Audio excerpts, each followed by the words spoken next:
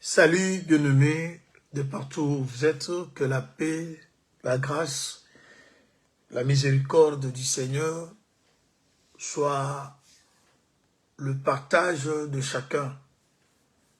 Nous bénissons l'Éternel Dieu pour la grâce, l'amour, sa bonté qui ne cesse d'être renouvelée à notre égard.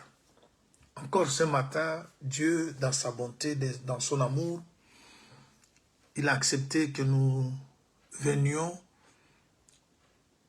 nous rassembler autour de sa table. Nous bénissons Dieu pour cette grâce et nous vous souhaitons bienvenue à la table du Seigneur. Nous sommes en train de partager un sujet important dans le livre de Psaume 103, verset 14, et puis 1 Thessaloniciens chapitre 5, le verset 23. Et je vais lire l'écriture, parce que ce sont là les deux écritures que nous avons, comme les écritures de base par rapport à notre thème. Dans le livre de Psaume, au chapitre 103, le verset 14, il est écrit « Car il sait de quoi nous sommes formés, il se souvient que nous sommes poussière. » Dieu sait de quoi nous sommes formés.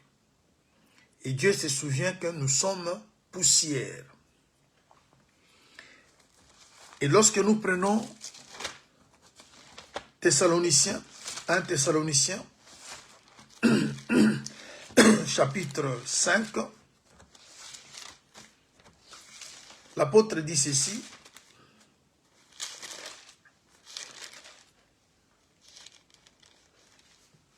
que le Dieu de paix vous sanctifie lui-même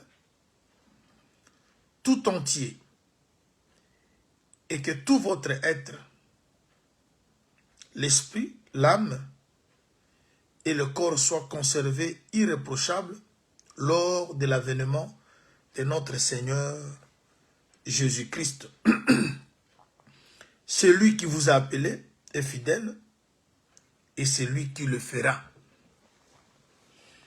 Chers bien-aimés, voilà nos deux écritures qui nous tiennent compagnie dans ces sujets, dans cette marche que nous avons déjà commencé il y a quelques jours, où nous parlons sur le thème « Et Dieu sait de quoi nous sommes formés ». Alors, dans cet enseignement, nous ne voulons pas encourager les gens à demeurer dans la faiblesse ou à vivre dans le péché. Mais nous voulons simplement, le Seigneur veut que nous comprenions que Dieu, il a toujours achevé son travail. Il ne peut rien commencer sans l'achever. Et dans cet enseignement, nous voulons aussi comprendre des choses. Comme j'avais dit, on parlera aussi de la formation des anges. Parce qu'ici, je m'excuse, David dit que nous sommes formés avec la poussière. Dieu n'est pas ignorant, il n'ignore pas. Il sait que, à la base, nous sommes poussière. Mais il veut nous amener à un niveau où nous serons plus poussière. Et c'est là que nous avons lu dans 1 Samuel chapitre 2, le verset 8, où le Seigneur, à travers son prophète, dit, Dieu, il attire, il prend quelqu'un de la poussière, un pauvre de la poussière, un indigent du fumier, il les amène sur un trône avec les grands, afin de partager un trône de gloire avec les grands. Alors c'est là que nous avons commencé à parler sur des choses très édifiantes. Parce que chaque fois que le Seigneur parle à son peuple, il ne fait qu'édifier. Il apporte que des révélations, il éclaire. Dieu, chaque fois qu'il intervient, les écailles tombent de nos yeux parce que c'est un Dieu révélateur. Il a une profondeur immesurable. Chaque fois que Dieu parle, on a toujours senti qu'il a de la profondeur. Et il s'est toujours servi de ses serviteurs.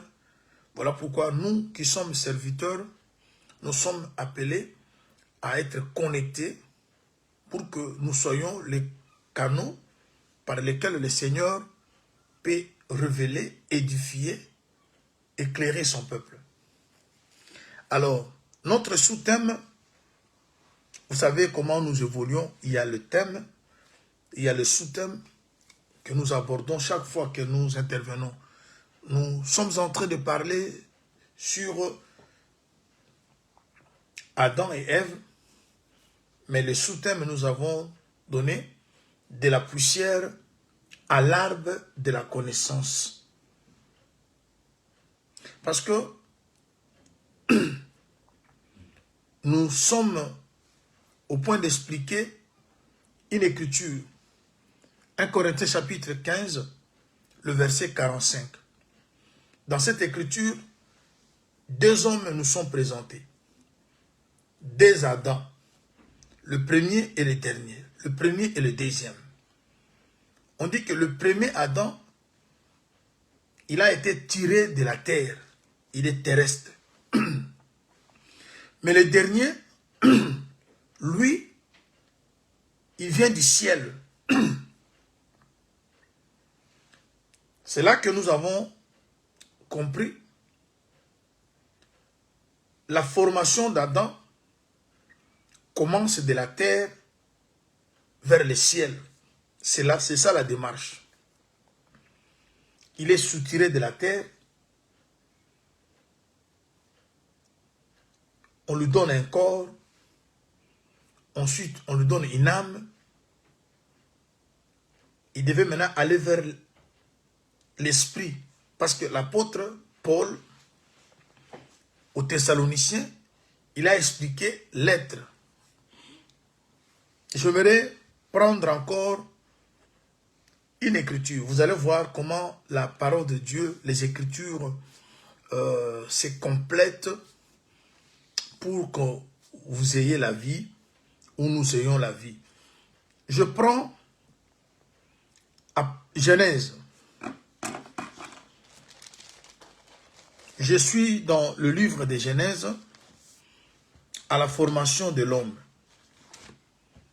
Chapitre 1er.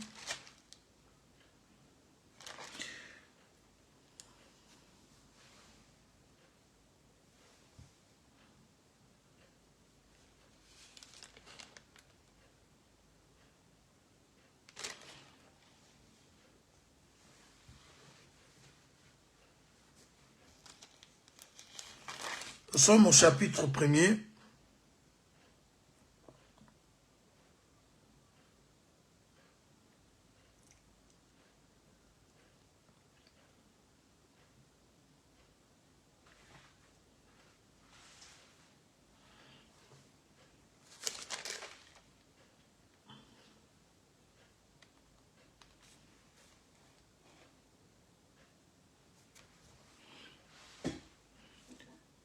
Donc, prenons chapitre 2.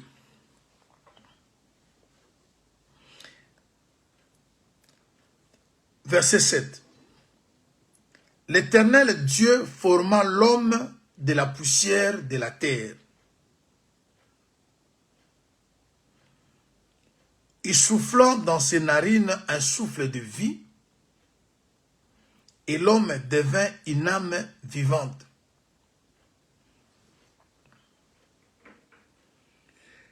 Quand vous lisez l'autre traduction, on dit l'homme devient un être vivant. Mais aujourd'hui, je veux que vous puissiez comprendre quelque chose.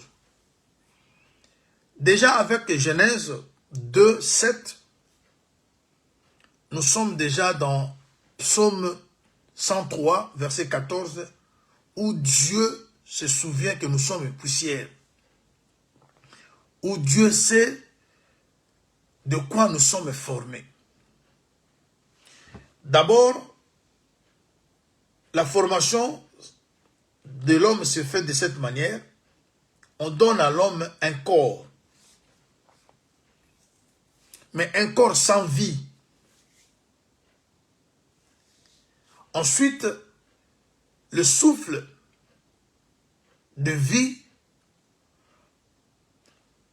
entre dans ses narines, fait de cet homme sans vie une âme vivante. C'est-à-dire, nous avons le corps, nous avons l'âme. Adam maintenant devait passer de l'âme à l'esprit vivifiant. C'est là où Adam n'était pas arrivé. Il avait un corps, il avait une âme. Il lui restait de devenir l'esprit vivifiant.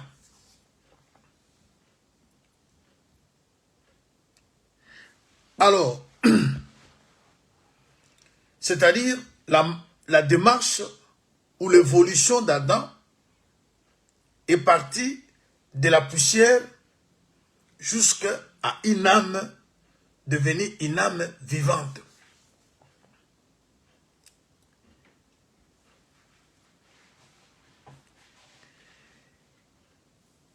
Et vous allez voir dans les Écritures qu'il y avait une étape qui lui était empêchée.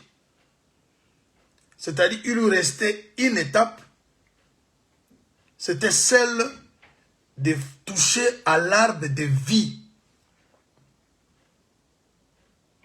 Adam avait touché à tous les arbres, y compris l'arbre de la connaissance. Et l'étape finale, c'était qu'il touche à l'arbre de vie. Ça, vous verrez que Dieu l'avait empêché. Il dit, empêchons-les d'avancer la main vers l'arbre de vie afin qu'il vive éternellement. Dieu l'a empêché, c'est-à-dire, Adam a visité deux compartiments. Le lieu qu'on appelle parvis, qui est le corps, et le lieu saint, là où il y a l'arbre de la connaissance. Le lieu très saint, c'était là où se trouve l'arbre de vie. Il n'a pas affranchi, il n'a pas touché, il n'est pas entré dans cette pièce. Alors, c'est comme ça que l'apôtre Paul explique dans 1 Corinthiens chapitre 15, verset 45 jusqu'au verset 49, il dit, le premier homme est tiré de la terre, il est terrestre. Le deuxième, il vient du ciel, il est céleste. Tel est le terrestre, tels sont les terrestres. Tel est le céleste, tels sont les célestes. Comme nous avons porté l'image du terrestre, nous porterons également l'image du céleste.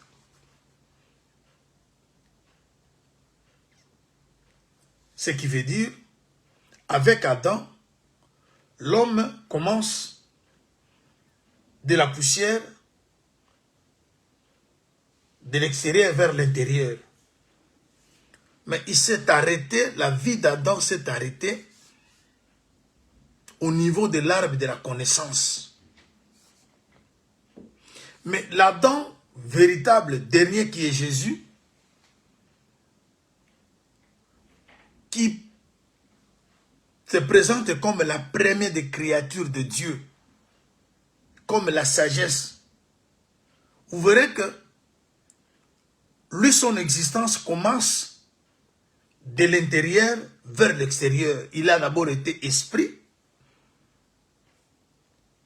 il devient une âme, et il achève sa course sur la terre comme un homme. C'est là que nous avons expliqué par rapport au tabernacle que Moïse avait vu sur la montagne, dont le Seigneur lui avait demandé de le reproduire sur la terre. Il est venu avec toutes les images qu'il avait reçues de Dieu. Il a donné ça aux hommes intelligents qui étaient tout autour de lui. Ils ont réalisé chaque élément. Ils les ont amenés à Moïse. Là, je suis dans Exode chapitre 39. Le deux derniers versets. Moïse a vérifié. Il a vu que les choses ont été faites d'après le modèle montré par Dieu. Maintenant, il lui restait maintenant l'étape de dresser les tabernacles. Les éléments, tous les ustensiles étaient déjà rassemblés. Maintenant, pour le dressage du tabernacle, Dieu ordonne à Moïse de commencer dans le lieu très saint. Le lieu très saint, selon les explications que nous vous avons déjà données, nous basant sur les Écritures, c'est l'esprit. Le lieu saint, c'est l'âme. Et les parvis, c'est le corps. On commence d'abord dans le lieu très saint qui est l'esprit. On arrive au lieu saint qui est l'âme. Et on finit par le parvis qui est le corps.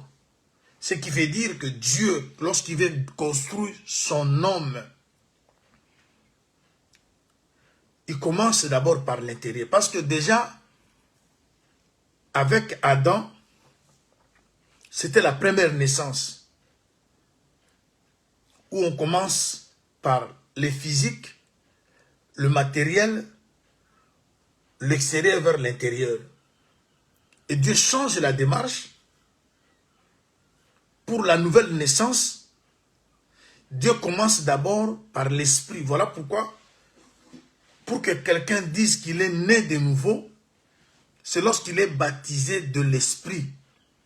Lorsque vous êtes baptisé de l'esprit de Dieu, c'est là que vous commencez votre nouvelle naissance. Dieu s'occupe d'abord de votre intérieur.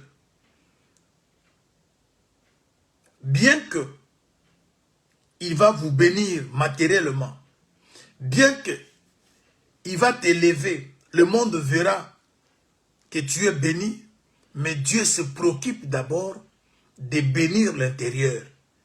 Et lorsqu'il finit avec l'esprit, il construit l'âme et maintenant il achève dans le corps.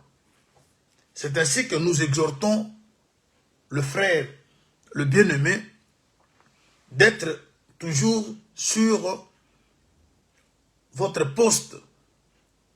Comme avait dit Habakkuk, attendre, Dieu accomplit les promesses. Restez sur le poste, c'est rester fidèle à Dieu, attaché aux valeurs, attaché à la parole de Dieu, sachant que Dieu ne ment jamais. Alors, hier, ceux qui nous ont suivis, ou ceux qui ont eu le temps de pouvoir suivre les vidéos, ou la vidéo, ou les audios, parce que nos vidéos sont sur Facebook, également sur YouTube, pour ceux qui s'étaient enregistrés. Et puis, nous avons des audios qui sont dans le groupe WhatsApp. Chaque fois que nous enseignons, nous enregistrons, nous mettons dans WhatsApp, là où on a un petit groupe. Et les vidéos sont sur Facebook et puis sur YouTube. Et ceux qui ont eu le temps de suivre, on avait commencé à expliquer le pauvre et l'indigent qu'on doit tirer de la poussière et du fumier pour les amener à partager un trône de gloire avec les grands. Nous avons expliqué que c'est Adam et Ève. L'un, c'est le pauvre, l'autre, c'est l'indigent. On a expliqué comment Adam est le pauvre, parce que la parole de Dieu dans Proverbes, chapitre 20, au verset 23, nous dit « Celui qui aime le sommeil devient pauvre ». Et dans la Bible, la première personne qui a dormi, c'était Adam. Et le sommeil d'Adam fait d'Adam un pauvre.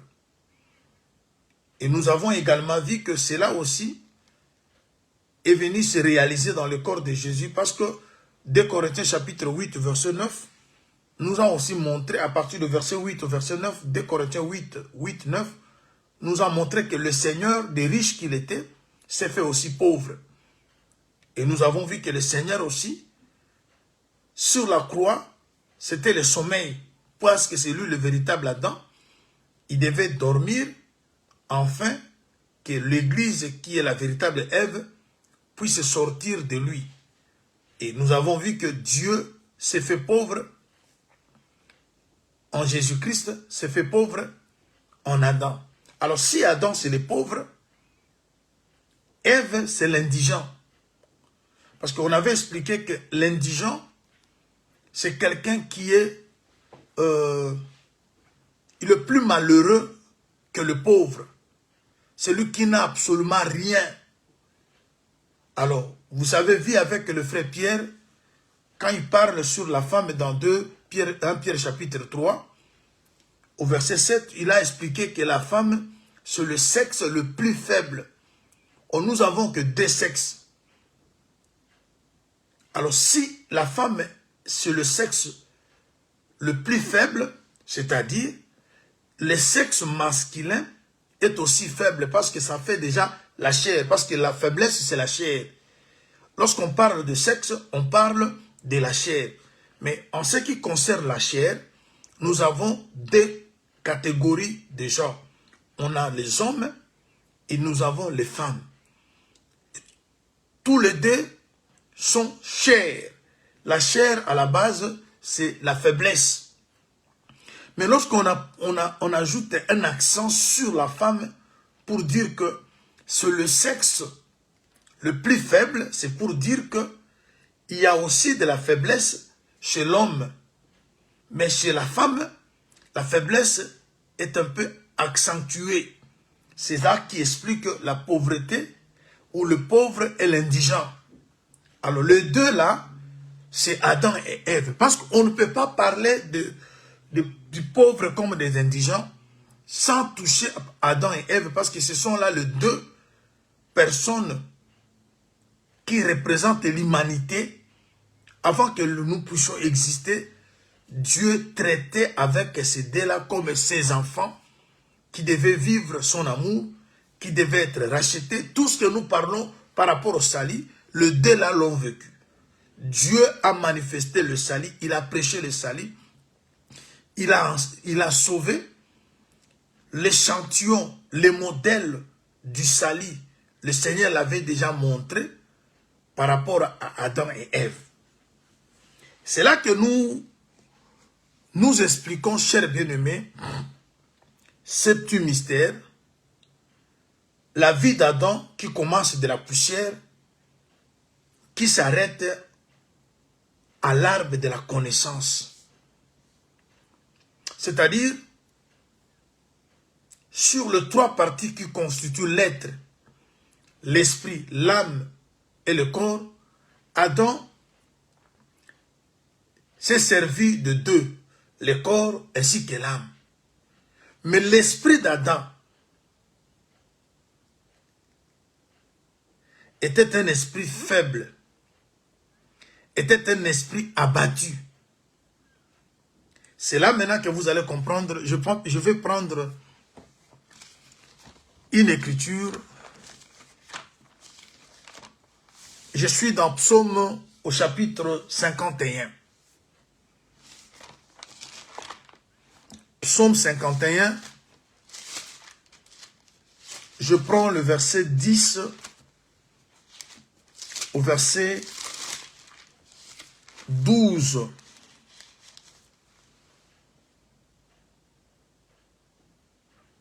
Annonce-moi l'allégresse et la joie, et les os que tu as brisés se réjouiront. Détourne ton regard de mes péchés, efface toutes mes iniquités. Ô Dieu, crée en moi un cœur pur, renouvelle en moi un esprit bien disposé. Ne me rejette pas loin de ta face, ne me retire pas ton Esprit Saint, rends-moi la joie de ton salut. Et qu'un esprit de bonne volonté me soutienne. Enseigne-moi tes voies à ceux qui les enseigne tes voies plutôt à ceux qui les transgressent, et les péchés reviendront à toi. Ô Dieu, Dieu de mon salut, délivre-moi du sang versé, et ma langue célébrera ta miséricorde. Je peux même arrêter ici. Ici, vous voyez David parler, mais cette histoire remonte d'Adam. Parce que le premier pécheur,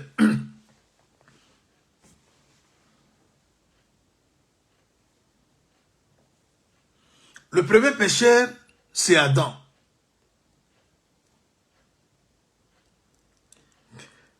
Et je retiens une chose que David est en train de dire dans Ésaïe 51 au verset 12. Il dit, « Ô Dieu, crée en moi un cœur pur. Renouvelle en moi un esprit bien disposé. » Vous allez vous rappeler, hier, on a parlé du cœur. Parce que le cœur est rattaché à l'esprit. Lorsqu'on parle d'un cœur, comprenez, chers bien-aimés, on veut plutôt parler de l'esprit. Parce que le cœur là, ce n'est pas ce que nous avons dans notre corps. Ce n'est pas ça. Si on ouvre le cœur, on ne trouvera rien. Mais le cœur où on doit trouver la parole de Dieu, c'est l'esprit. Alors, ici, David parle qu'on puisse créer en lui un cœur pur. Vous verrez que le cœur d'Adam, l'esprit d'Adam, le jour où Adam péchait, il avait un esprit faible. Je vais vous faire voir ce que peut arriver dans nos vies lorsque votre esprit est un esprit faible.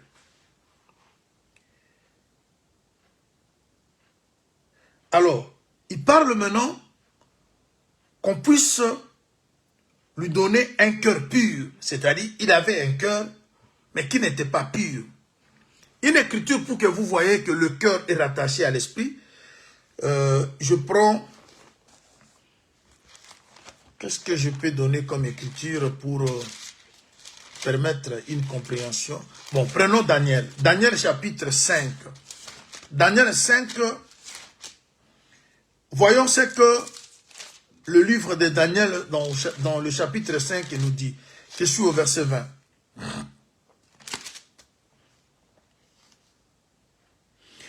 Mais lorsque son cœur s'éleva et que son esprit s'endurcit jusqu'à l'arrogance, il fut précipité de son trône royal et dépouillé de sa gloire.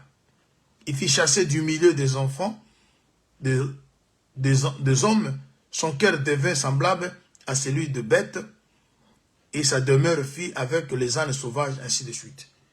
En lisant cette écriture, c'est par rapport au roi de Babylone qui s'était égalé à Dieu, ainsi de suite. Et on dit que son cœur s'éleva et son esprit s'endurcit. Parce que je vous avais dit que dans l'homme, on a le corps, on a l'âme et on a l'esprit. L'esprit ici, ce n'est pas le Saint-Esprit. C'est la partie qui permet à l'homme d'entrer en intimité avec Dieu. Dieu, lorsqu'il vient dans l'homme, il vient dans l'esprit de l'homme. Maintenant, quand Dieu arrive à conquérir l'esprit de l'homme, et cet esprit conquis, vaincu par l'esprit de Dieu, va maintenant avoir de l'influence sur l'âme. Et l'âme, à son tour, aura de l'influence sur le corps. Vous voyez? C'est-à-dire, l'esprit, lorsque vous entendez, on parle du cœur, on parle de l'esprit de l'homme. Voilà pourquoi Romains chapitre 8, le verset 16 dit, l'esprit lui-même dit à notre esprit, vous voyez, c'est-à-dire nous avons l'esprit lui-même qui n'est que Dieu, parce que Dieu est esprit. Maintenant, il vient parler à notre esprit que nous sommes enfants de Dieu. Le témoignage de Dieu vient se placer dans notre esprit. Ça, ce n'est pas le problème des gens qui sont tout autour de vous. Quand Dieu commence son œuvre dans la vie d'un homme, les gens qui sont tout autour ne voient pas. Et vous verrez que le travail que Dieu fait dans l'homme commence dans l'intérieur. Vous pouvez être là, vous avez déjà changé la position, vous vous êtes déjà repenti, vous vous êtes déjà converti, mais les gens vous voient toujours comme pécheurs. Parce qu'ils ne voient pas le travail qui est fait à l'intérieur. Vous pouvez déjà être, vous avez déjà pris décision, parce que celui qui avoue ses transgressions et les délaisse, il obtient miséricorde. Celui qui sait que tu as vraiment avoué et que tu as vraiment délaissé, c'est Dieu. Et Dieu qui sonde le cœur et le rein, il sait comprendre que ta confession est sincère. Il te pardonne, il oublie, il ne te voit plus pécheur, mais les gens te voient toujours pécheur, te voient toujours, parce que le travail commence d'abord intérieurement. Là, déjà, Dieu dépose ton témoignage. Je prends une écriture. Je suis dans Actes chapitre 9. C'est pour cela, bien-aimé,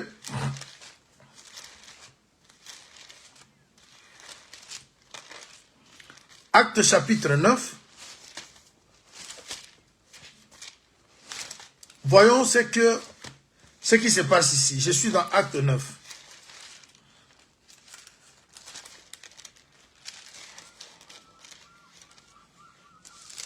Voilà.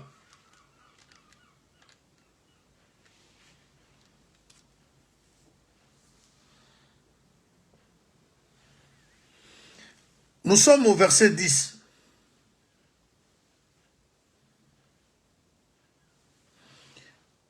il y avait à Damas un disciple nommé Ananias. Le Seigneur lui dit, dans une vision, Ananias, il répondit, me voici, Seigneur. Et le Seigneur lui dit, lève-toi, va dans la rue qu'on appelle la droite et cherche dans la maison de Judas, un homme Saoul de Tars, un nommé Saoul de Tars. Car il prit et il a vu en vision un homme du nom d'Ananias qui entrait et qui lui imposait les mains afin qu'il recouvre la vie. Ananias répondit, Seigneur, j'ai appris de plusieurs personnes tous les mots que cet homme a fait à tes saints dans Jérusalem. Et il a ici de pouvoir de la part des principaux sacrificateurs pour lier tous ceux qui invoquent ton nom. Mais le Seigneur lui dit, va, car cet homme est un instrument que j'ai choisi pour porter mon nom devant les nations, devant le roi et devant le fils d'Israël. Je lui montrerai tout ce qu'il doit souffrir pour mon nom. Ici, l'échange qui a eu lieu entre Dieu et Ananias, Dieu lorsqu'il parle à Ananias, il dit que cet homme est un instrument. Dieu n'a pas dit que je vais choisir. Déjà ici, l'apôtre Paul devient déjà une flèche dans les carquois de Dieu. Dieu l'avait déjà choisi. Dieu avait déjà commencé un travail avec... Parce que quand vous lisez la rencontre de Dieu avec Saoul, avant même Ananias, je prends un verset toujours dans cette écriture de Acte 9. Je prends le verset 4. Il tomba par terre et il entendit une voix qui lui disait, Saoul, Saoul, pourquoi me persécutes-tu? Il répondit, qui es-tu, Seigneur? Et le Seigneur dit, je suis Jésus que tu persécutes. Il te serait dur de régimer contre les aiguillons. Tremblant et saisi de foi, il dit, Seigneur, que veux-tu que je fasse? Le Seigneur dit, lève-toi, entre dans la ville, on te dira ce que tu dois faire. Les hommes qui accompagnaient demeurent stupéfaits. Il entendit bien la voix, mais il ne voyait personne. Vous voyez? Quand Dieu veut faire quelque chose dans ta vie, c'est ton aire de visitation. Vous pouvez être multitude dans une salle, dans une assemblée. Mais une prédication peut venir rien que pour toi. Alors c'est pour cela, lorsqu'on est dans une assemblée, il ne faut pas toujours chercher que ce que vous comprenez, tout le monde puisse comprendre. Parce que Dieu peut apporter un enseignement. Beaucoup peuvent écouter, mais il n'y a que toi qui peux comprendre. Alors ici, c'était le jour de la visitation de Paul. Ce n'est pas la visitation des gens qui étaient tout autour de lui. Et voilà pourquoi ce jour-là, quelque chose s'est passé dans son intérieur. Alors ce qui est bizarre au jour d'aujourd'hui, quand il y a une prédication, l'homme qui écoute la prédication, on doit de prendre sa part.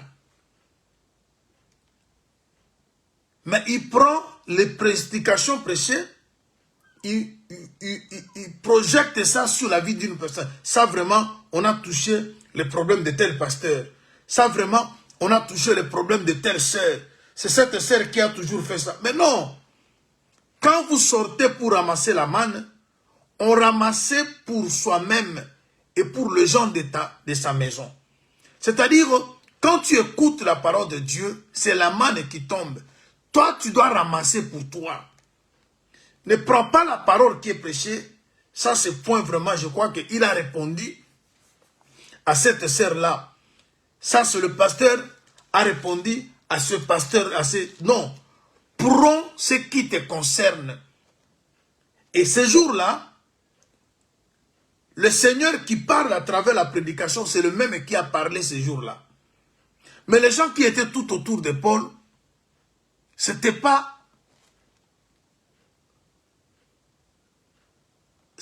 leur leur problème. Ils n'ont pas compris ce qui s'est passé, mais seul Paul comprenait. Alors, je vous amène là simplement pour vous faire comprendre que Dieu, quand il commence l'œuvre intérieurement, les gens restent avec l'image du passé. Voilà pourquoi il est écrit quelque part, si ton cœur ne te condamne pas, Dieu non plus te condamne. Si Dieu t'a pardonné, parce que ta confession est sincère, que les gens refusent, que les gens n'acceptent pas, bien-aimé, Dieu n'est pas dans ça. Il finira par convaincre les gens. Parce que lorsqu'il va quitter la partie de l'esprit, il va travailler l'âme, où résident les émotions. Lorsque l'émotion, plutôt l'âme sera également conquue, l'âme va influencer le corps. C'est ce qui va vraiment se produire, comme la Bible dit. On connaît l'arbre par le fruit. C'est-à-dire, si déjà la semence est placée dans l'intérieur, bien aimé, que les gens veulent ou pas, ton extérieur changera. Parce que c'est l'intérieur qui influence l'extérieur. Vous savez, une femme, lorsqu'elle tombe enceinte, c'est la semence qui est déposée dans son intérieur qui va changer son extérieur. Ce n'est pas le même jour que la femme a reçu la semence que vous allez voir son extérieur changer. Mais la semence est déjà là. En un seul rapport sexuel, de quelques secondes, la semence entre, la femme est enceinte, même la femme elle-même, ce n'est pas le même jour qu'elle peut savoir que j'ai la semence déjà en moi. Mais la semence va commencer à se développer. Et une fois que la semence se développe, ça commence à changer même l'extérieur. Vous allez voir même, ça change même le teint. Ça change l'appétit. La femme commence à choisir des choses. Ça change même la forme. Mais ce qui change la forme extérieure, c'est la semence qui est à l'intérieur. Ça ne se fait pas le même jour. Mais ce qui est important, est que la semence est là. Et voilà maintenant la Bible dit qu'on connaît l'arbre par ses fruits. C'est-à-dire, comme la semence est à l'intérieur, les fruits seront toutefois manifestes. Alors que les gens ne croient pas. Aujourd'hui, demain, mais le jour viendra, ce qui est semé à l'intérieur, et vous avez vu, personne ne peut nier ce que Dieu a fait dans la vie de cet homme. Mais au début de son ministère, on ne le recevait pas. Parce que les gens étaient restés avec l'image première. Mais au fur et à mesure qu'il avançait, ils voyaient que non, cet homme n'est pas ce que nous avons toujours pensé qu'il est. C'est une autre personne. Alors, c'est ce qu'Adam est entré, David est en train de dire. Permettez, parce que je veux plus rester dans cela. Psaume 51. Et c'est là que vous allez voir ce qui s'est passé exactement, réellement, dans la vie d'Adam, dans le jardin. Alors ici, la prière qui est faite dans Psaume 51, verset 12, c'est quoi? On prie que le cœur pur soit créé et un esprit bien disposé soit renouvelé. C'est ça maintenant le problème. Adam, il avait un corps, il avait une âme vivante, mais ce qui a manqué en Adam, c'est quoi? Un esprit disposé. Et l'esprit disposé maintenant vient maintenant dans la nouvelle alliance. C'est celui qui apporte maintenant l'esprit disposé, c'est le Seigneur. Ici, c'était une demande. Je ne sais pas si vous voyez. Ici, la demande est introduite d'un cœur pur. Ici, la demande est introduite. C'est quoi la demande? d'avoir un esprit disposé. Écoutons maintenant ce que le Seigneur parle. Je suis dans Matthieu, au chapitre 26. Matthieu 26, nous lisons le verset 40 au 41. Matthieu 26, verset 40 au 41. Voilà. Il vint vers les disciples qu'il trouva endormis. Il dit à Pierre, vous n'avez donc pas pu veiller 1 heure avec moi. Veillez et priez, afin que vous ne tombiez pas dans la tentation. L'esprit est bien disposé, mais la chair est faible. C'est-à-dire quoi?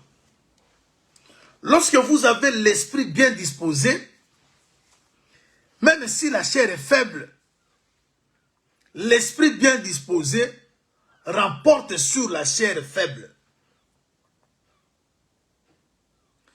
Ce qui a manqué chez Adam, c'est l'esprit bien disposé. Lorsque nous parlons d'un esprit bien disposé, où est-ce que nous chutons où? Nous chutons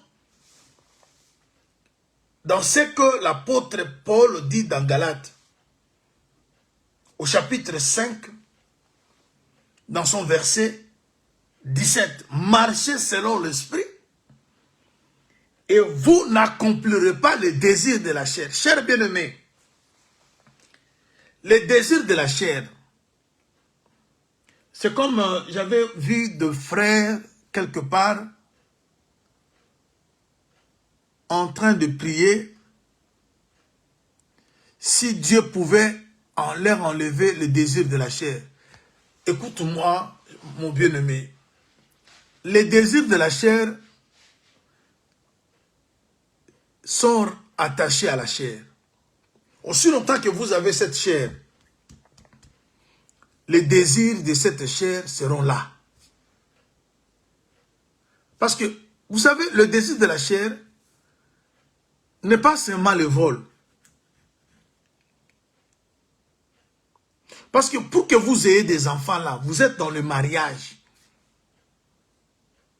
Tu as doté le mariage conforme à la parole de Dieu. Mais vous n'aurez pas des enfants si la chair ne manifeste pas ses désirs. Mais ce qu'on nous demande de ne pas enlever les désirs de la chair, mais c'est de les dominer. Parce que manger, c'est aussi un désir de la chair, qui n'est pas un péché. Mais ça devient un péché, par exemple, lorsque vous jeûnez.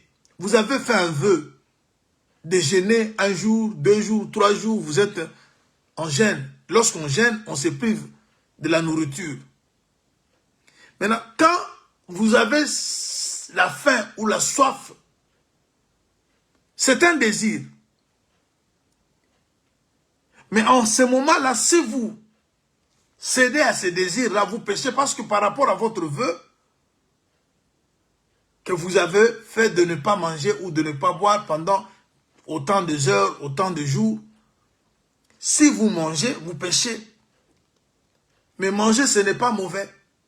Mais simplement parce que ça devient, vous transgressez le vœu que vous avez dû faire. Alors, la chair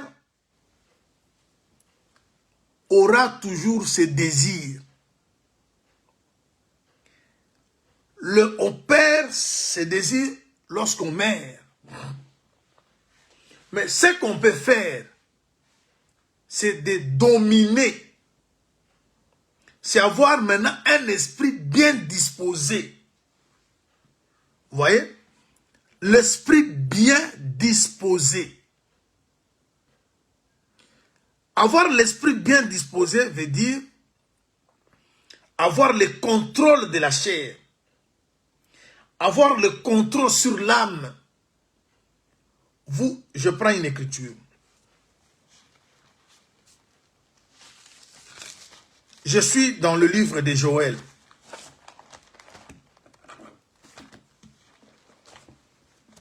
Joël, chapitre 2.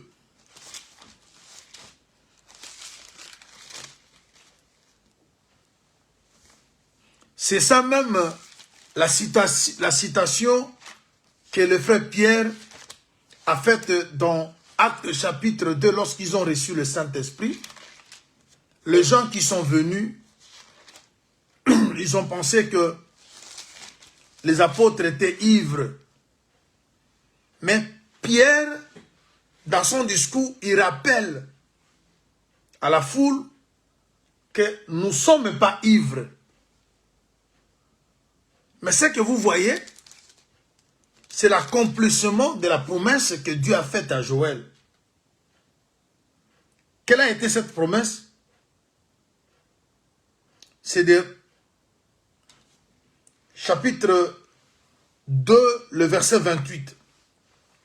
Après cela, je répandrai de mon esprit sur toute chair. Vos fils et vos filles prophétiseront, vos vieillards auront des songes, et vos jeunes gens de visions, même sur les serviteurs, ainsi de suite.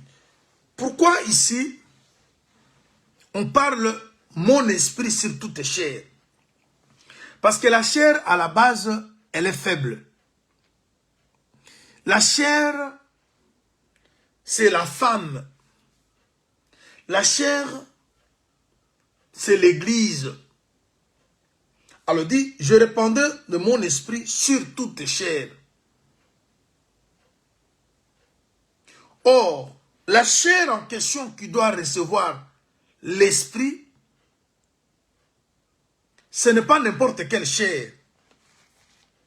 Parce que lorsque l'apôtre Paul, dans 1 Corinthiens, il parle au chapitre 15. C'est ça où j'aime les Écritures.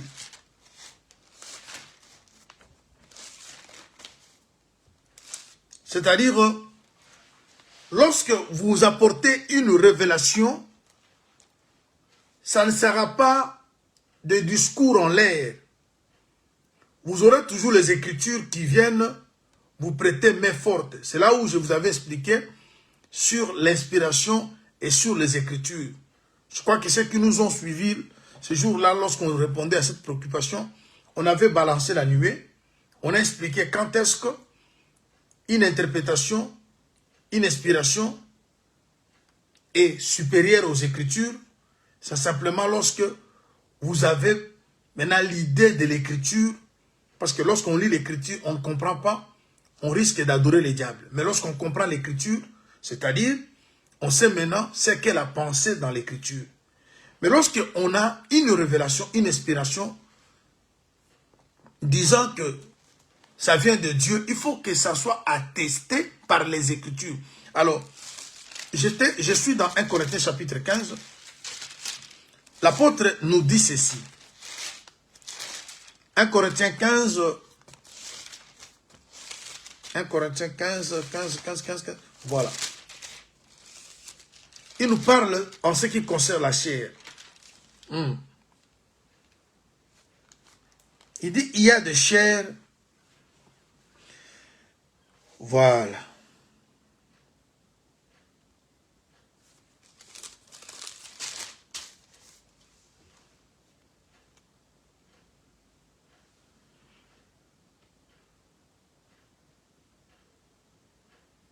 Je suis au chapitre 15, le verset 38. Je commence par là.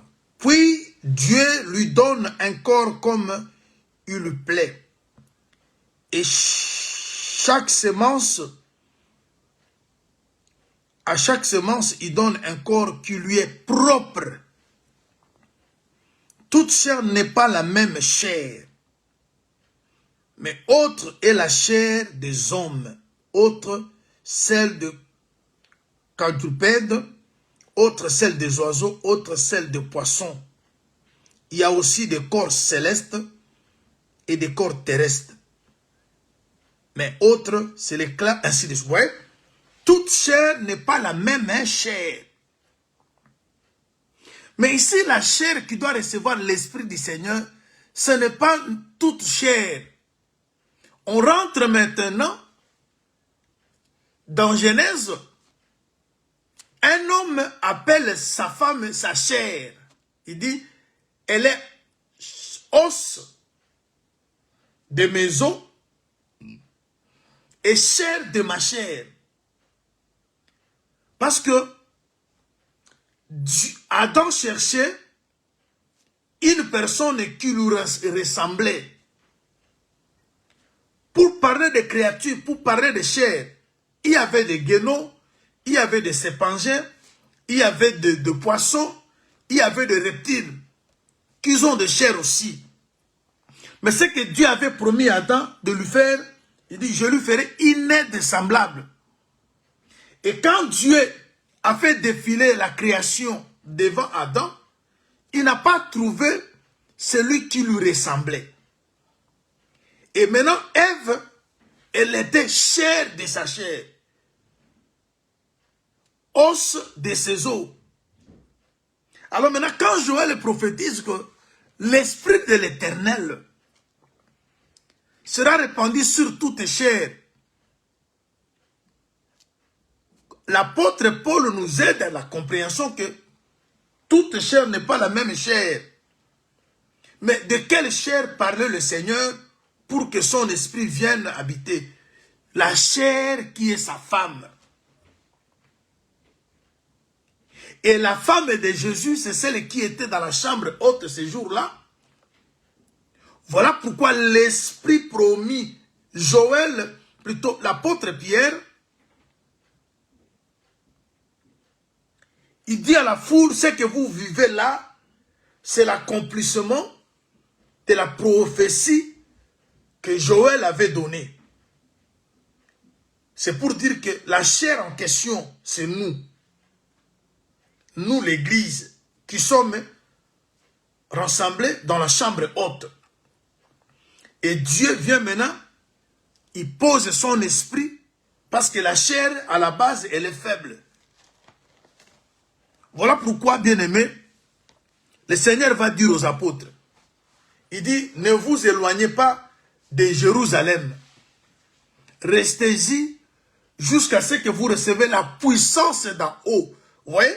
C'est-à-dire, le Saint-Esprit qui vient, c'est une puissance, c'est celui maintenant qui apporte la force à notre esprit pour que l'esprit soit un esprit disposé.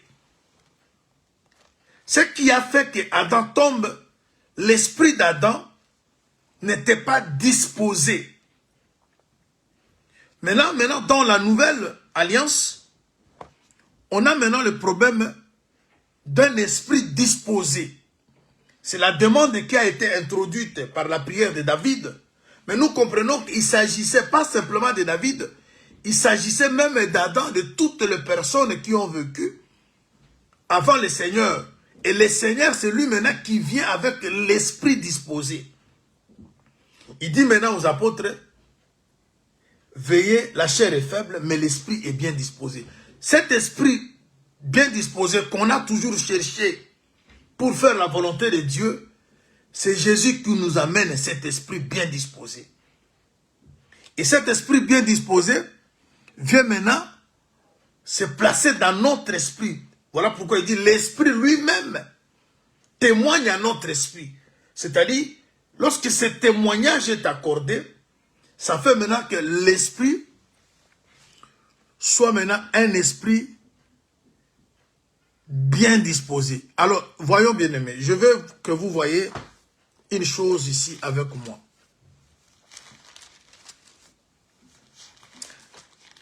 Nous sommes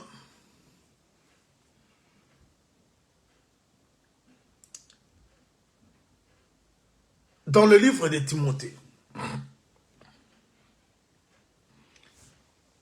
au chapitre 2.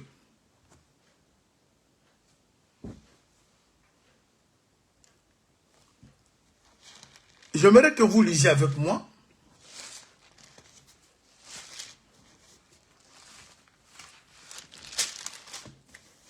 2 Timothée, je suis au chapitre 3, à partir du premier verset. 2 Timothée 3. Sache que dans les derniers jours, il y aura des temps difficiles, car les hommes seront égoïstes, amis de l'argent, fanfarons, hautains, blasphémateurs, rebelles à leurs parents, ingrats, irréligieux, insensibles, déloyaux, calomniateurs, intempérants, cruels, ennemis des gens de bien, traîtres, emportés, enfleux d'orgueil, aimant les plaisirs plus que Dieu. Ayant l'apparence de la piété, mais reniant ce qui fait la force. Éloigne-toi de ces hommes-là. Il en est parmi eux qui s'introduisent dans les maisons et qui captivent les faibles femmes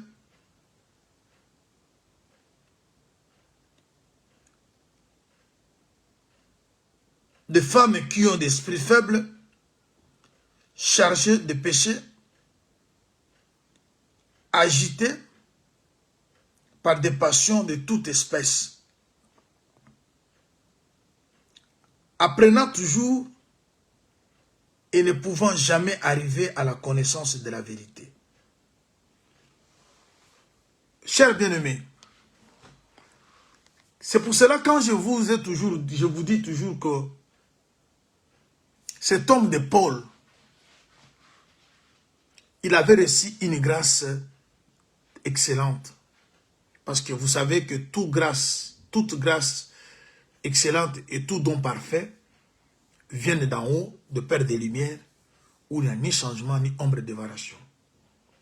En lisant les écrits, les lettres de cet homme Paul, en suivant ses prédications, bien-aimés, vous comprendrez que cet homme était une bénédiction de l'Église. Dieu s'est vraiment investi, Dieu a utilisé cet homme puissamment. Il est allé jusqu'au 3e ciel. Il a vu des choses qui n'étaient pas permises à l'homme de voir. Il a vu, il a entendu ce qui n'était pas propre à l'oreille d'écouter. Et cet homme a posé des fondements. Il a dit, je posais un fondement comme un sage architecte. Cet homme de Paul, il avait une vision. Il avait une mission. Ce n'est pas en vain qu'il a été l'apôtre des nations. Pour dire qu'il était envoyé vers les nations. Il a fait un travail remarquable. Mais je vous fais voir ici, quand vous lisez cette écriture, l'apôtre nous révèle même que dans la maison d'Adam, parce qu'il dit, il en est parmi eux qui s'introduisent dans la maison. Ici, ça n'a pas épargné la maison. Parce que le fait que Adam et Ève étaient un couple, mari et homme, ils avaient une maison. Dans la maison d'Adam et Ève, le prédicateur menteur est entré. Mais regardez ce que l'apôtre explique.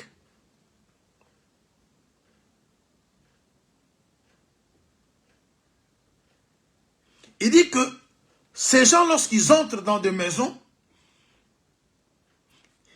ils captivent des femmes qui ont des esprits faibles, bornés,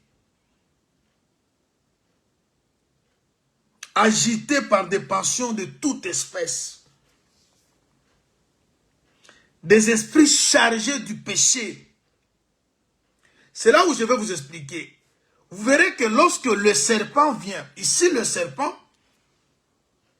il a plusieurs rôles qu'il a joués, mais je prends un des rôles, un des volets, où le serpent vient avec une prédication contraire à celle que Dieu a prêchée. Mais cette prédication du serpent va être reçue d'abord chez la femme. Ève était une femme avec un esprit faible. Quand vous avez l'esprit faible, que vous soyez homme et femme, le diable va faire de vous sa proie. Rappelez-vous du verset que je vous avais donné, du Proverbe, le livre de Proverbes chapitre 18, verset 14. C'est l'esprit de l'homme qui soutient l'homme dans sa maladie.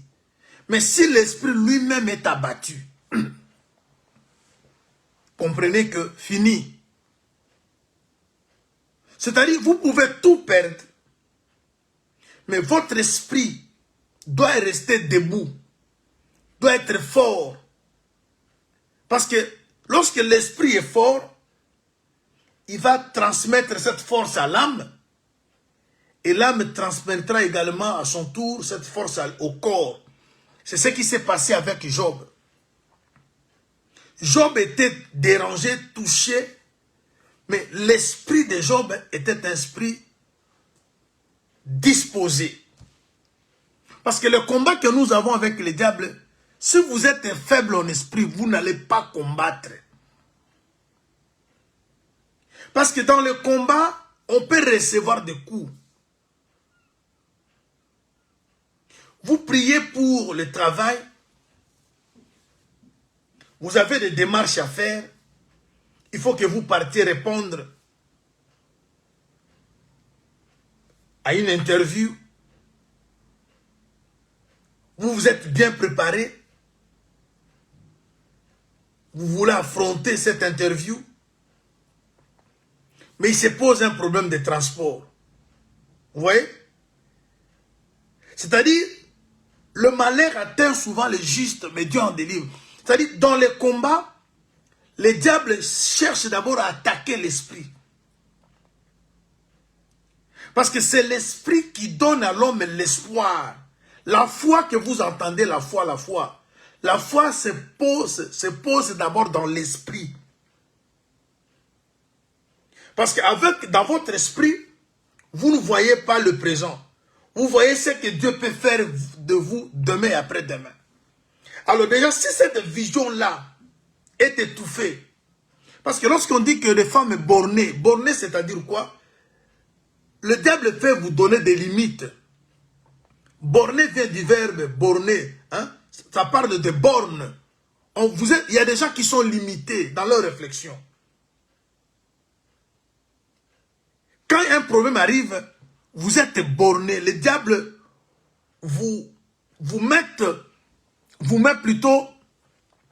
le diable vous met dans une position que vous ne pouvez pas espérer. On dit que des femmes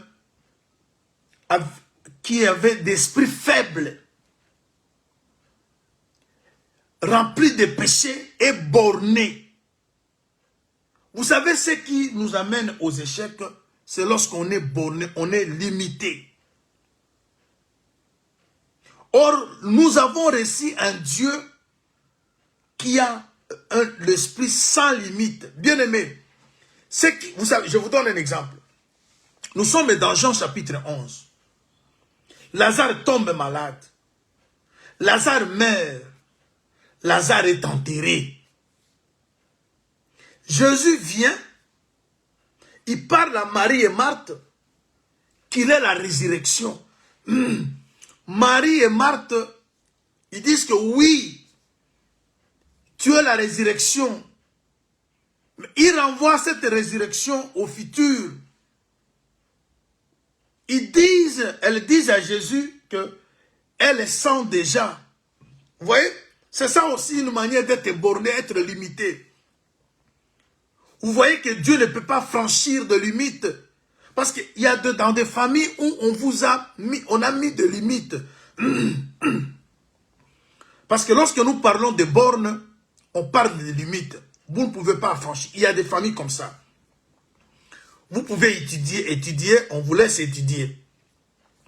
Vous avez des diplômes, on vous laisse avoir tous ces diplômes. Mais vous ne ferez rien avec ces diplômes. Vous ne ferez rien avec tous les savoirs que vous avez pris à l'université. On vous limite. Mais le Seigneur brise toutes ces limites. Le Seigneur, dans nos vies, il brise tout ça. Alors, le diable, quand tu es malade, tu peux être borné. Tu dis que cette maladie, on ne guérit jamais. Tu regardes ta maladie, tu suis les informations, tu entres dans le... Parce qu'aujourd'hui, avec l'Internet, on peut tout vérifier. Cette maladie, en Chine, cette maladie, au Canada, aux États-Unis, a tué. On n'a pas encore trouvé le médicament. Et ça te limite. Tu dis, moi, c'est fini. Tu commences à faire des testaments.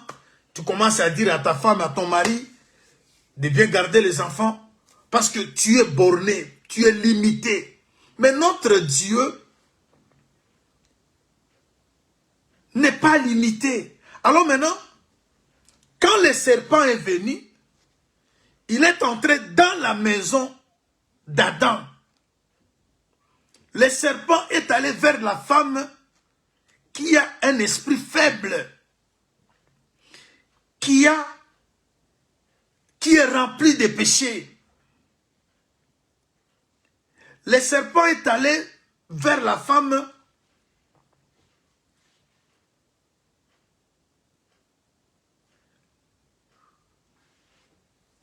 qui apprenait, mais qui n'arrivait pas à la connaissance de la vérité. Vous savez pourquoi Jacques dit, ne vous bornez pas simplement à écouter. C'est ça le verbe borner, limiter. Il y a des gens qui ne font qu'apprendre, mais ils ne passent pas à la pratique. On a beaucoup comme ça dans les assemblées des saints. Les gens qui sont bornés qu'à écouter. Mais l'apôtre Jacques dit, mettez en pratique, c'est-à-dire, ne vous limitez pas simplement à écouter, à écrire. Vous avez des notebooks que vous prenez, vous avez des vidéos, vous suivez. Oui, écouter c'est bien. Mais il faut aller au-delà de l'écoute. Vous écoutez et passez à la pratique. Bien aimé, je vais vous dire une chose. Beaucoup de gens, même dans des foyers, vous allez trouver un homme, il a l'habitude de demander pardon à sa femme ou de pardonner sa femme. Chaque fois que sa femme commet une erreur, une faute, la femme ne demande jamais pardon. Ou l'homme ne demande jamais pardon. Mais l'homme ou la femme pardonne. L'autre pense que pardonner, c'est un signe de faiblesse. Celui qui pardonne n'est pas faible. Je vous dis ce matin, vous qui pensez que parce que celui-là, vous lui avez fait ceci, cela, il vous pardonne, c'est un faible, il a peur de vous, non. Le pardon, c'est une arme. Celui qui a toujours cette capacité de pardonner, c'est un homme fort. Parce que le pardon qu'on t'accorde là, c'est toute une arme qu'on utilise contre toi. Quand quelqu'un te pardonne, même dans le couple, il y a des femmes comme ça, ne demandent jamais pardon. Il y a des hommes qui ne demandent jamais pardon. Mais vous allez voir l'autre te pardonner, tu vois que non, vraiment, il est faible. Il n'est pas faible. Jésus l'a fait à la croix. Si le pardon était le signe de faiblesse, Jésus n'allait pas rapporter. Il pardonne à ceux qui le tuaient. Il dit, pardonne-leur. Parce que lorsque vous pardonnez à celui qui vous fait du tort, vous prenez des charbons ardents, vous placez sur la tête de la personne. C'est-à-dire vous tirez le jugement sur cette personne. Même dans le couple, vous les femmes qui pensez que vos maris sont faibles parce qu'ils vous pardonnent de tout ce que vous faites. Vous les hommes qui pensez que vos femmes sont faibles parce qu'ils vous pardonnent. Ils utilisent une arme très efficace. Cette arme peut vous détruire. Cette arme peut vous tuer. Quand quelqu'un, tu lui fais du mal, il ne venge pas, il te pardonne. Dieu peut venger cette personne. Dieu peut te tuer. Il y a des femmes que Dieu peut tuer. Il y a des hommes que Dieu peut tuer. Rien que par le pardon que le mari comme la femme t'accorde. Même dans les assemblées. Même dans la vie. Si vous pensez que celui qui pardonne c'est un faible, mais c'est quelqu'un qui a un esprit fort. Pour pardonner quelqu'un qui a fait du mal, il faut être un homme courageux. C'est-à-dire quand vous pardonnez, vous bloquez la porte du diable. Vous savez, il y a une écriture dans 2 Corinthiens, oui, chapitre 2, oui, le verset 10, allez jusqu'au verset 11. L'apôtre Paul dit que lorsqu'on ne pardonne pas, on laisse le diable agir. Parce que nous connaissons ses desseins. Le diable prend de l'avantage sur nous lorsque nous ne pardonnons pas. Et lorsque vous pardonnez à celui qui vous fait du tort, vous renversez les choses.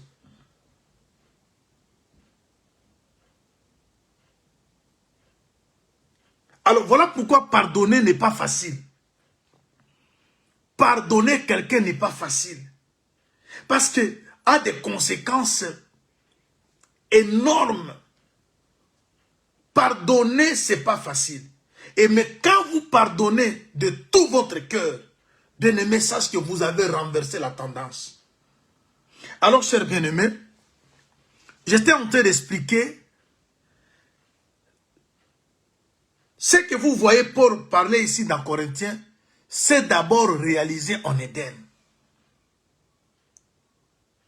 Où les gens devaient être ingrats, où les gens devaient être devaient aimer le plaisir. Je vais vous parler de quelque chose. Chers bien-aimés,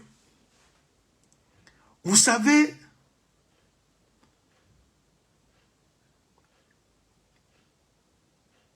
les divertissements. Ici, l'apôtre dit ceci. Les gens vont aimer le plaisir.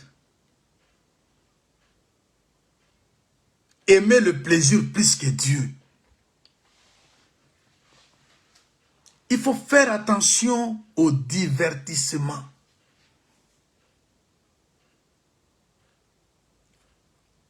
La distraction, c'est une arme. Aujourd'hui, les gens, ils tombent par les divertissements. Avec cette technologie. Aujourd'hui. Parce que le plaisir, je vais vous démontrer ça. Lorsque l'esprit est faible, l'esprit aime le divertissement. L'esprit aime tout ce qu'on lui propose. Alors, le serpent vient. Je pense que vous comprenez, lorsque je parle du serpent, je parle d'un prédicateur, du volet du diable qui entre dans une maison. Et cette maison, c'est la maison d'Adam et Ève. Mais il va vers la femme qui a un esprit faible.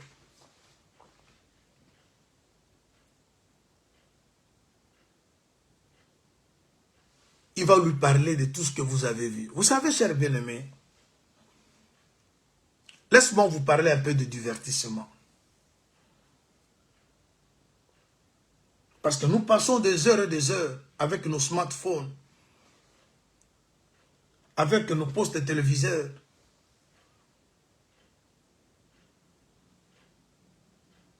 Vous savez ce qu'est une distraction? Parce qu'un enfant de Dieu doit être concentré toute sa vie. Mais aujourd'hui, le diable, il agit dans une vitesse que vous n'avez pas l'idée. Parce qu'à l'époque, on avait que, vous entrez dans une maison, vous avez que un seul poste téléviseur.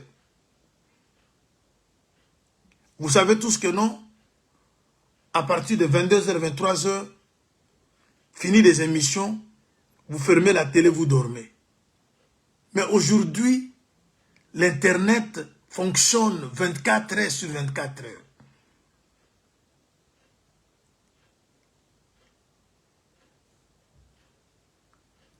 Et avec ça, vous dormez dans une maison, vous parents, vous partez dormir, mais vos enfants ne dorment pas, ils sont dans leur chambre avec leur téléphone, ils sont en contact avec les gens dans d'autres continents.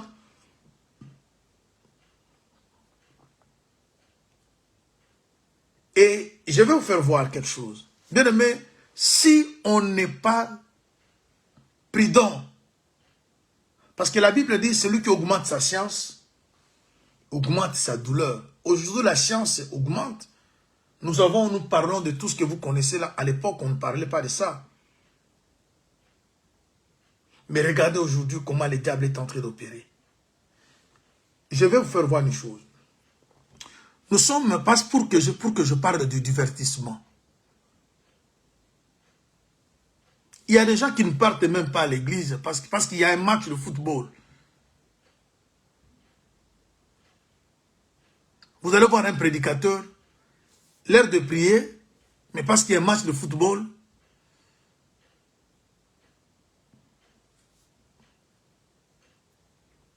il préfère suivre le match que d'aller prier ou d'aller à l'église.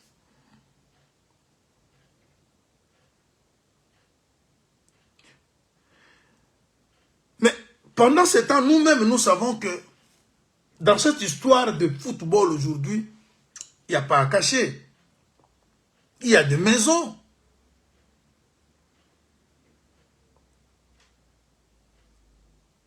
En suivant ces matchs de football, des fois, dans notre fanatisme, vous pouvez même injurer. Il y a ceux qui injurient les joueurs. Mais un homme de Dieu, un enfant de Dieu,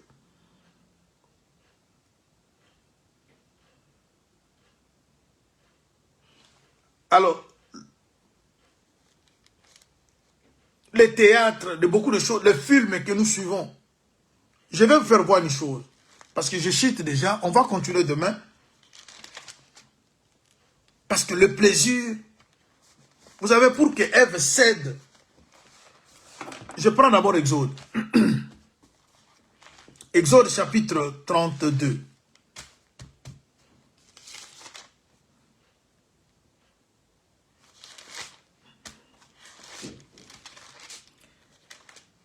Nous sommes dans le livre d'Exode chapitre 32. Je commence au premier verset. Le peuple voyant que Moïse tardait à descendre de la montagne, s'assemblant autour d'Aaron, et lui dit, allons, fais-nous un Dieu qui marche devant nous. Car c'est Moïse, cet homme qui nous a fait sortir du pays d'Égypte, nous ne savons ce qu'il est devenu.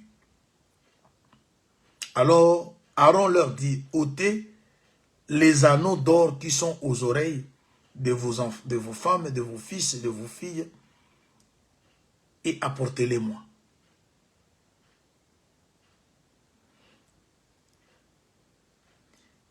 Et tous ôtèrent les anneaux d'or qui étaient à leurs oreilles, et ils les apportèrent à Aaron.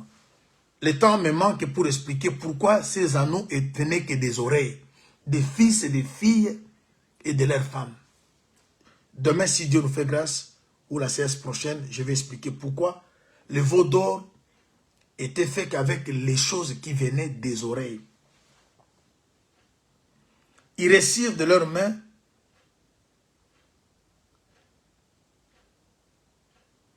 jetant l'or dans un moule et fit un veau en métal fondu.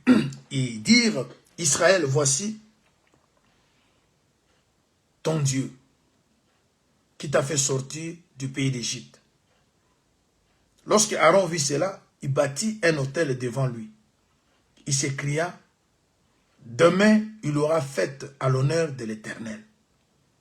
Le lendemain, ils s'élevèrent de bon matin, ils offrirent des holocaustes et des sacrifices d'action de grâce. Le peuple s'assit pour manger et pour boire. Puis ils s'élevèrent pour se divertir. C'est avec ce verbe divertir qu'on parle de divertissement. Vous allez vérifier les Écritures. Le temps ne va pas permettre pour que je vous donne tous ces versets. Sinon, on va... Il s'est passé quelque chose. Quand Moïse partait sur la montagne pour rencontrer Dieu, il y a un dessein qui se faisait. Moïse partait jusqu'au sommet, mais il était accompagné de quelques personnes de Josué et d'autres personnes. Lorsqu'ils arrivent au milieu de la montagne, ils laissent ces gens-là. Lui et Josué montent jusqu'au sommet. Mais avant qu'ils partent, le peuple reste au pied de la montagne. C'est là où l'autel était construit. Même lorsque Moïse est rentré avec les tables de commandement, c'est sur le pied qu'il avait brisé.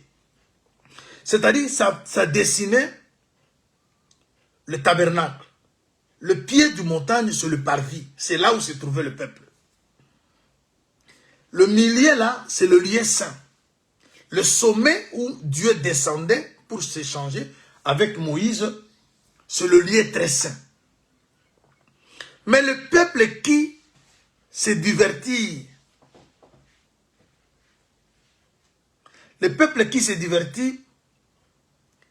se retrouve au pied de la montagne.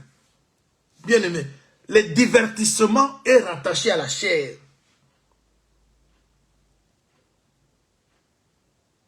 Alors, le plaisir que les gens aiment, lorsque vous êtes charnel, vous allez aimer le plaisir plus que Dieu. Parce que aimer Dieu, c'est aimer sa parole.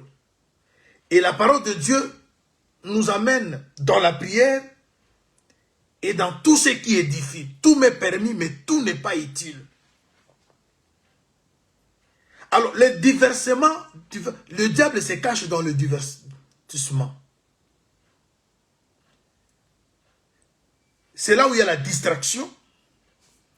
C'est là où il y a de plaisanteries. Parce que des choses que nous regardons pendant qu'on se divertit, des fois la personne est à moitié nue. Mais vous restez longtemps en train de regarder un film, un théâtre, quelque chose où les acteurs de la chose, leur manière de s'habiller n'est pas conforme à la parole de Dieu. Et vous restez longtemps devant ça. Vous savez ce qui a amené David, pendant que l'armée de l'Éternel était en guerre, David, dès Samuel chapitre 11, il sort, il se promène sur le toit. Il a vu Bathsheba en train de se laver. La femme était belle de figure. Mais cette nudité-là que David avait vue, vous savez, c'est que les yeux, parce que ça commence, si les yeux n'avaient pas vu, tout le péché qu'a commis David vient des yeux. Bien aimé, vous devez faire attention. Mais regardons aujourd'hui ce que l'Éternel nous offre. c'est que YouTube, c'est que TikTok, c'est que nous avons dans nos smartphones, c'est que vous prenez votre temps de regarder longtemps. Ça rend votre esprit faible. C'est ça, ce qui s'est passé dans la maison d'Adam. Parce que avant même que Ève touche au fruit, elle va sentir le goût de la fruit en regardant. Parce que quand le serpent parlait, Ève n'avait pas encore touché le fruit. Mais l'explication que donnait le serpent, ça déjà fait sentir. Ève a senti le goût. Je vais citer en lisant une écriture ici. Je prends Psaume. Psaume chapitre 101. Psaume 101. Je suis au verset 3. Je ne mettrai rien de mauvais devant mes yeux. Je hais la conduite des pécheurs. Elle ne s'attachera point à moi. Je ne mettrai rien de mauvais devant mes yeux. Alors, s'il faut aujourd'hui parler de rien des choses qui sont mauvaises, que nous mettons devant nos yeux, que nous prenons le temps de regarder, dans nos smartphones, dans nos postes téléviseurs, parce qu'aujourd'hui, avec la technologie, le diable est derrière tout ça. Oui, parce que c'est aussi l'arbre de la connaissance du bien et du mal. Nous servons des téléphones, nous prenons le bon côté du téléphone. Mais le mauvais côté du téléphone existe. Le mauvais côté de l'Internet existe. Parce que quelqu'un peut poser la question, alors pourquoi vous vous servez? On se sert, mais on prend le bon côté. Le bon côté de smartphone. Avec cette technologie, je vous enseigne, vous êtes chez vous. Mais il y a aussi le mauvais côté de ça. Parce que cet arbre-là était un arbre à deux connaissances, bien et mal. C'était maintenant à Adam et Ève d'exploiter le bon côté de l'arbre. Mais pour savoir exporter le bon côté de l'arbre, il faut avoir un esprit fort, un esprit disposé, un esprit qui s'impose. C'est-à-dire, vous suivez la télé, quand les choses qui édifient finissent, vous arrêtez. Vous ne pouvez pas basculer de l'autre côté sans avoir un esprit fort, un esprit qui s'impose. Vous ne cédez pas, parce que les yeux ne se rassasient pas de voir. Parce que David avait vu la beauté de la femme. Vous savez, quand on pêche, lorsque vous voyez quelqu'un, parce que vous pouvez voir quelqu'un nu.